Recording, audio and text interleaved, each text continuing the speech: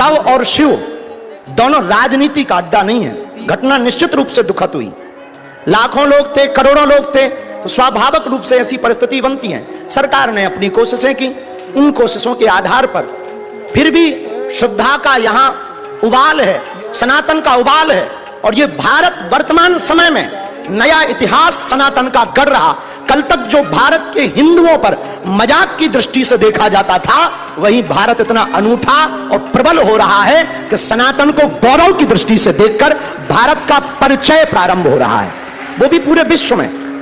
बुरा ना मानना, किसी को बुरा लगे, हम इतना कह सकते हैं कि वर्तमान में जितनी भी विचित्र स्थितियां महाकुंभ में प्रकट हो रही, इसके पीछे बहुत बड़े बड़े षड्यंत्र हैं। अगर बहुत बारीकी से जांच की जाएगी तो सनातन को मिटाने की कोशिश करने वालों के नाम उसमें आगे आएंगे, और हम तैयार हैं। अगर कोई हमसे पूछेगा तो हम ऑफिशियली इसलिए नहीं बोल सकते हैं क्योंकि हमें अपनी परंपरा का निर्वहन करना और कुछ दिनों तक और जिंदा भी रहना है। मरना सबको है, पर कुछ दिनों तक और जिंदा रहना है ताकि उनकी ठटरी बारते रहेंगे हम। पर बहुत निंदनीय है, निश्चित रूप से जो भी घट रहा वो बहुत निंदनीय घट रहा है। पर भारत का महात्मा कितना उदार होता है, ये मौनी अमावस्या को हम सब ने देखा है। सनातन कितना विराट होता है, ये हम सब ने महाकुंभ में आकर के देखा है। कुछ लोग कह रहे थे ये बकबोट की जमीन, हमने कहा भाई साहब ये तुम्हारे अब्बा की नहीं, हमारे बब्बा की है। अच्छा, कुछ लोग अच्छा, एक सज्जन हमसे कह रहे थे आप हिंदू मुसलमान करते हो, उनका नो, हम तो केवल हिंदू हिंदू करते हैं, हिंदू मुसलमान तो हम करते ही नहीं है।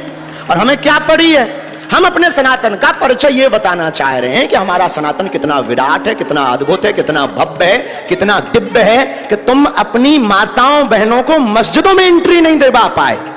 और हम उस सनातन से आते हैं कि हमारी माताएं बहनें मंच पर बैठ करके समानता के साथ बोलती हैं और भोग्या नहीं पूज्या मान करके स्वागत करते हैं।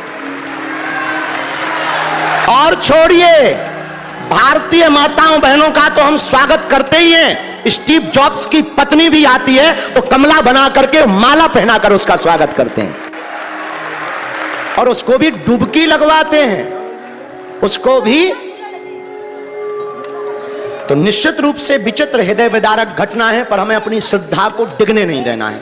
बहुत से हिंदुओं के अंदर एक खोट है। अभी आज हम कमेंट पढ़ रहे थे, हमको बहुत लोगों ने फोन भी किया, कुछ हमारे मित्र हैं कम्युनिस्ट बुद्धि के, वो हमसे जुड़े हुए हैं और हमें फोन लगा के कह रहे थे अब बाबा आप क्या कहोगे, पर्ची खोलोगे? तो हमने कहा बिल्कुल खोलेंगे। वो हमारे मित्र हैं, बहुत अच्छे मित्र हैं। उन्होंने कहा कि इतने महात्मा, इतने साधु, इतने जपी, इतने तपी, फिर भी इस घटना पर आपका क्या विचार है? हमने कहा देश में प्रतिदिन लोग मर रहे हैं और करोड़ों लोग मर रहे हैं, कुछ दवा के बिना मर रहे हैं और कुछ स्वास्थ्य की व्यवस्था के बिना मर रहे हैं, कुछ हार्ट अटैक से मर रहे हैं। निश्चित रूप से ये जो घटना हुई वो निंदनीय हुई है और बहुत विचित्र हुई है। पर एक बात बोलें, ये महाप्रयाग है, मृत्यु सबकी आनी है, एक दिन मरना सबको है, पर कोई गंगा के किनारे मरेगा तो वो मरेगा नहीं, मोक्ष पाएगा। यहां मरे नहीं है कोई।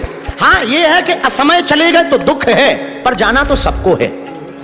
ये बात तय है कि कोई 20 साल बाद जाएगा, कोई 30 साल बाद जाएगा, हमें भी जाना, तुम्हें भी जाना। वो असमय चले गए तो इस बात का दुख है, लेकिन उनकी मृत्यु नहीं हुई है। सच कहें उनको मोक्ष मिला है। तो आज संत समाज ने एक नया उदाहरण प्रस्तुत किया कि हम केवल कथा नहीं करते, हम केवल हिंदुओं पर चर्चा नहीं करते, हम केवल संतों की महिमा का मंडन नहीं करते। जब अपने भक्तों के ऊपर विपदा आती है तो हम भगवान से प्रार्थना करने के लिए मंच सजाते हैं, संतों को बुलाते हैं और उनकी आत्मा की शांति के लिए संतों का आवाहन करते हैं। ये हमारे संत समाज ने किया है, तो निश्चित रूप से ये बहुत अद्भुत है। आप अपना ध्यान रखो, अपना ख्याल रखो, संगम में आप ना स्नान कर पाओ, जहां करो वहां स्नान को ही संगम मानो, और संयम ही संगम है, संयम ही संगम है। तो संयम के साथ स्नान करो, और इसलिए बहुत सावधानी से रहो। आप बचोगे, आपका तन बचेगा तो सनातन बचेगा, आपका तन बचेगा तो भारत वतन बचेगा। इसलिए आपका रहना उतना ही जरूरी है जितना भारत का रहना जरूरी है। और इसलिए आपका रहना जरूरी है कि आपको पता लगा कि महाकुंभ लगा है तो आप घर छोड़कर आ गए, पोटली ले करके आ गए, भोजन आप बांध करके ले आए, पानी आप अपनी बोतल रख करके ले आए। निश्चित रूप से आपकी श्रद्धा, और हम तो देख रहे हैं, हम महाराज जी आज यही चर्चा कर रहे थे कि आप कल से बैठे हो, रात भर यहीं पड़े रहे और आज का इंतजार करते रहे। बहुत अनूठी श्रद्धा है, बहुत अद्भुत आपका धैर्य है, इसको खूब खूब प्रणाम। पर यहाँ से जाइएगा मुस्कुरा करके जाइएगा, यहाँ से जाइएगा बदल करके जाइएगा, यहाँ से जाइएगा तो हिंदू हिंदुत्व और हिंदू राष्ट्र की शपथ लेकर के जाइएगा। ज्यादा बोलने की आवश्यकता नहीं, बाकी हमारे काका गुरु जी ने, सब संतों ने बोला और हमारे बड़े भैया पूज्य श्री बालकनाथ जी महाराज जी ने बहुत स्पष्ट रूप से बोला। उन्होंने सभी विषयों पर प्रकाश डाला। इसमें बहुत बड़ी राजनीति है, उस पर बारीक, चूंकि कमेटी गठित भी हो गई है, जांच कमेटी भी गठित हुई है, और बहुत बहुत साधुवाद हम संपूर्ण संतों को करें ताली बजाकर, जिन्होंने कल मौनी अमावस्या पर कृपा की है। अखाड़ा परिषद के परम पूज्य महाराज जी आज यहाँ पधारे विराजमान हैं, उन्होंने कृपा की और एक नई व्यवस्था के साथ हम सब आगे बढ़े। दूसरी बात, घर जब जाएं तो ये बात लेकर के दिमाग में ना जाएं कि अव्यवस्था थी, ये बात दिमाग में लेके जाएं कि आस्था बहुत अद्भुत थी। क्योंकि व्यवस्था तो 5 स्टार होटल में मिलती है, प्रयागराज में तो आस्था मिलती है। तो व्यवस्था भी प्रशासन की जितनी हो सकती उन्होंने की।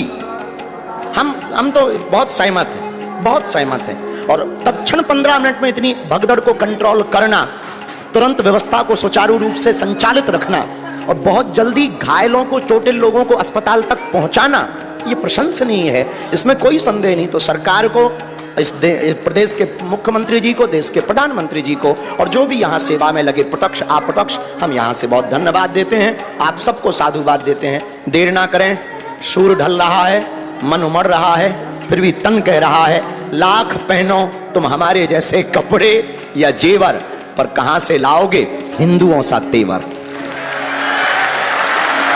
इसी मीठी मुस्कान के साथ संत भगवान जाएंगे, हम अभी रुकेंगे, क्योंकि अभी महाराज जी ने घोषणा की है तो पर्चा बाकी है, चर्चा बाकी है, अर्जी बाकी है, इसकी मर्जी बाकी है। मुस्कुराते हुए आप बैठे रहें, संत भगवानों को जाना है, उनको विदा लेनी है। आप लोग जोरदार ताली बजा करके संतों को प्रणाम करेंगे। हर हर हर हर हर हर। बहुत बड़ा मंच है और मंच पे पूज्य संतों का आशीर्वाद इस पुण्य भूमि से पूरे इस संसार को प्राप्त हो रहा है। मैं तो परम श्रद्धेय, परम पूजनीय श्री चिदानंद सरस्वती जी का अभिनंदन और उनका वंदन करता हूं कि आपने इतनी सुंदर और इतनी व्यवस्थित व्यवस्था के माध्यम से न केवल हमारे इस राष्ट्र के भक्तजनों को बल्कि पूरे संसार के भक्तजनों को हमारी इस तीर्थराज प्रयागराज की पुण्य भूमि के दर्शन कराने का उनको सौभाग्य दिया है। आपके माध्यम से वो लाखों भक्तजन जो इस पुण्य भूमि पर आए हैं और जो नहीं भी आ सके, उनको भी यहाँ पर उनका मन, उनका विचार यहाँ पर केंद्रित कर उन सब को भी पुण्य का भागी आपने बनाया है। मैं सभी भक्तजनों से, पूज्य संतों से निवेदन करता हूँ कि पूज्य महाराज जी का अभिनंदन करें, उनका वंदन करें, उनका सम्मान करें। और मंच पर बहुत सिद्ध पुरुष, महापुरुष योगेश्वर विराजमान है, सभी के श्री चरणों को प्रणाम करता हूँ।